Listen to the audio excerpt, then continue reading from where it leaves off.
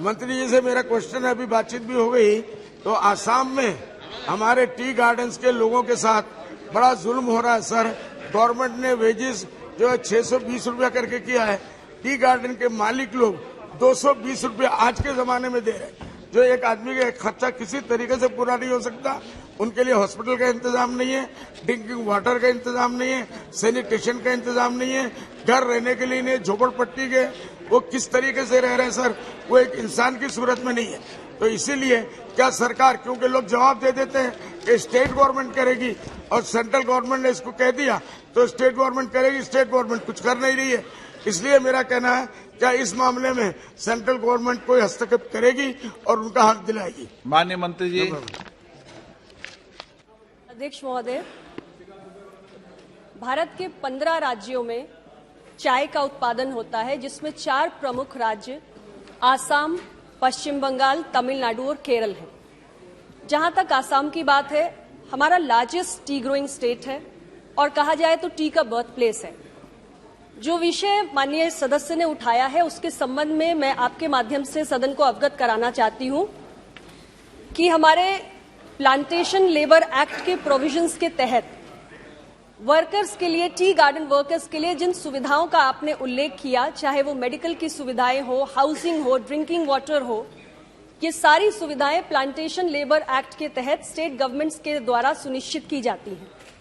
हमारा tea board निरंतर ये प्रयास करता है कि चाय का productivity, production, quality, market promotion और एक्सपोर्ट प्रमोशन किस तरीके से, और इसके लिए हम अपनी विविध योजनाओं के माध्यम से निरंतर राज्य सरकारों में चाय बागानों को प्रोत्साहन देते रहते हैं।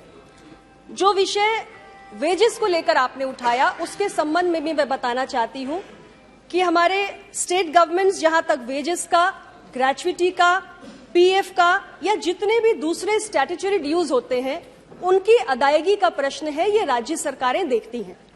और इसके साथ साथ जो तमाम मैंने सुविधाएं बताई, उसे भी देखना राज्य सरकारों का काम होता है। यदि आपके राज्य में किसी प्रकार की कोई समस्या आ रही है, तो हमारी संवैधानिक व्यवस्थाओं के अनुरूप जिम्मेदारी राज्य सरकार की बनती है। लेकिन निश्चित रूप से आपने प्रश्न उठाया है, तो राज्य सरकार से इस विषय में हम बातचीत करके ये कोशिश जरूर करेंगे कि इसका हल निकले। ऑनरेबल मेंबर, अच्छे दिन आ गए, मोदी जी के आने के बाद अच्छे दिन आने वाले थे। इन विचारों का भी कोई अच्छा दिन आ जाएगा सर। इसका जो है, खासकर पीयूष गोयल जी इसका ख्याल रखें, मोदी जी से इस मामले में बात करें कि वो ध्यान दें। बहुत बुरा हाल है सर, बहुत बुरा हाल है। पूरी दुनिया में आसाम की चाय मशहूर है उसके नाम से। इसलिए ये मेरी दरखास्त है, या आपसे डायरेक्ट दरखास्त है कि मोदी जी से बात करके उनके गरीबों के भी अच्छे दिन आ जाए। मेरा दूसरा प्रश्न है सर, सप्लीमेंट्री में आपने ये प्रश्न पूछा तो क्या पूछा है जी? ये प्रश्न पूछा तो क्या पूछा आपने? नहीं, प्रश्न ये डिबेट थोड़ी दूसरा ये है कि इनको टी स्टेट के मालिक लोग 12% कंट्रीब्यूट करते हैं इनके चाय मालिक लोगों को, और मगर रिपोर्ट के मुताबिक आसाम में कई सौ टी स्टेट के मालिक वर्कर्स का पीएफ अमाउंट और ग्रेच्युटी अमाउंट सालों से अदा नहीं किया गया, जिसकी वजह से 650 करोड़ रुपया अभी उन गरीबों का बाकी है। क्या इस मामले में सरकार कम से कम हस्तक्षेप करके स्टेट गवर्नमेंट को मजबूर करे या दिल्ली गवर्नमेंट को दे? कम से कम ये तो उनका हक बनता है। इसके लिए मेरी खुसूसी आपसे स्पेशली रिक्वेस्ट है, अर्नेस्ट रिक्वेस्ट है कि आप इस मामले में भी दखल दें। माननीय अध्यक्ष जी, माननीय सदस्य आसाम राज्य से आते हैं। यहाँ की चाय का इतिहास 200 साल पुराना है और यहाँ की चाय विश्व प्रसिद्ध है और उसे दुनिया के बाजारों में पहुंचाने के लिए हमने सभी प्रयास किए हैं। मैं कुछ बातें आज जरूर आसाम के संबंध में बताना चाहती हूं जो प्रयास टी बोर्ड ने किए हैं।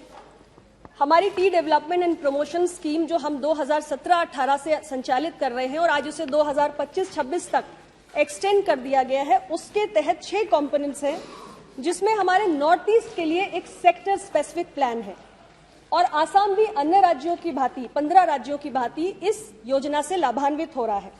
दिसंबर 2022 तक हमने 206.55 करोड़ रुपए का फाइनेंशियल असिस्टेंस आसाम के 92,393 बेनिफिशियरीज को पहुंचाया है। इसके अतिरिक्त आसाम टी का एक यूनिक लोगो मार्क है। टी बोर्ड ने इस लोगो को इंडिया में और इंडिया के बाहर भी रजिस्टर किया है रेलेवेंट स्टैट्यूट्स के अंतर्गत। आसाम में ही हम डिब्रूगढ़, तिनसुकिया और शिवसागर में एक पूरा टी क्लस्टर विकसित कर रहे हैं, जिसके अंदर टी प्रमोशन के लिए जो भी आधुनिक सुविधाएं और इंफ्रास्ट्रक्चर की आवश्यकता है उसको भी हम ला रहे हैं। और आसाम में जो आपका आईसीडी है अमीन गांव में, उसमें हम 2 रुपए प्रति किलो के हिसाब से सब्सिडी ट्रांसपोर्ट के लिए भी देने का काम करते हैं। ये कुछ प्रयास है जो आसाम के लिए हम कर रहे हैं। प्रोविडेंट फंड के ड्यूज का जो आपने इशू उठाया है, उसके संबंध में भी मैं बताना चाहती हूं अध्यक्ष महोदय कि हमारे टी बोर्ड ने ये प्रावधान करके रखा है कि जो हमारी सब्सिडी की लायबिलिटीज हैं उनको क्लियर करने से पहले भी हम ये जरूर देखेंगे कि जो एम्प्लॉयर्स हैं उनकी 10,000 से ज्यादा की पीएफ के लायबिलिटी के ड्यूज ना हो, उसके बाद ही हम फॉर्मल सैंक्शन ऑर्डर इशू करेंगे। और पीएफ का जहां तक विषय है, अन्य राज्यों में ministry of labour and employment government of India में employees provident fund and miscellaneous provision act 1952 के तहत ये गवर्न होता है, लेकिन आसाम का अपना एक पीएफ का कानून है जिसके तहत पीएफ की अदायगी की जाती है और ये विषय बहुत महत्वपूर्ण है। इस संबंध में भी आसाम के सरकार से हम बात करेंगे, लेकिन आसाम की सरकार के अपने कानून के अंतर्गत पीएफ के ड्यूज का भुगतान किया जाता है।